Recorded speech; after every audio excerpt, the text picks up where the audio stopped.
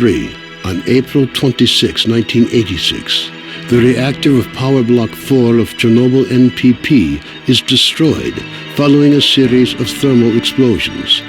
The resulting radioactive cloud moves across the European part of the USSR, Eastern Europe, and Scandinavia, eventually reaching America.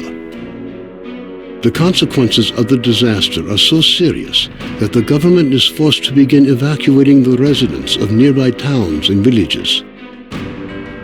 A 30-kilometer exclusion zone is created to stop residents from returning to the contaminated area. Despite the disaster, the Chernobyl NPP continues to operate.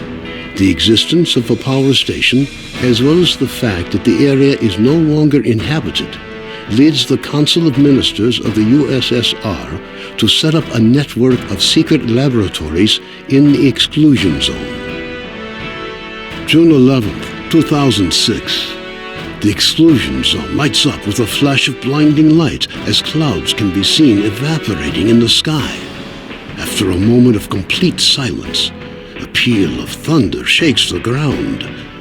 Most of the government forces guarding the perimeter are killed instantly. 2008. Scientists are still unable to explain what happened. Rare expeditions into the zone usually end in tragedy, with survivors telling stories of mutated animals with incredible abilities roaming the area.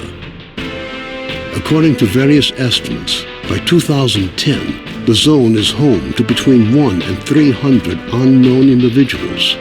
They call themselves stalkers and make their living by collecting anomalous formations known as artifacts, which they sell for considerable sums of money.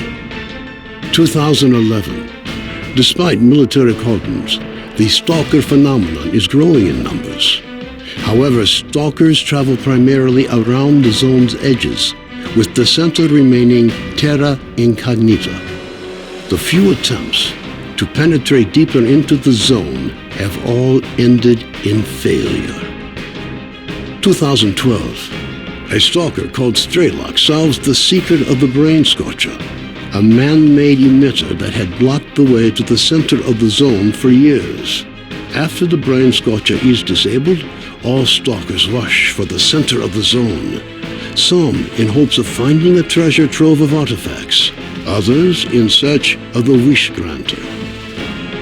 The government decides to launch a large-scale military operation.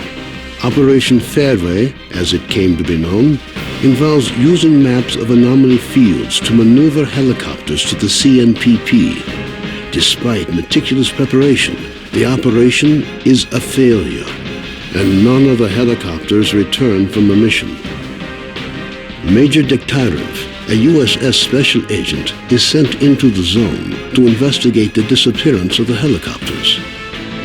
Disguised as a stalker, equipped with a regular assault rifle, 2 weeks' worth of supplies, and a radio to communicate with HQ, the Major begins his journey towards the center of the zone.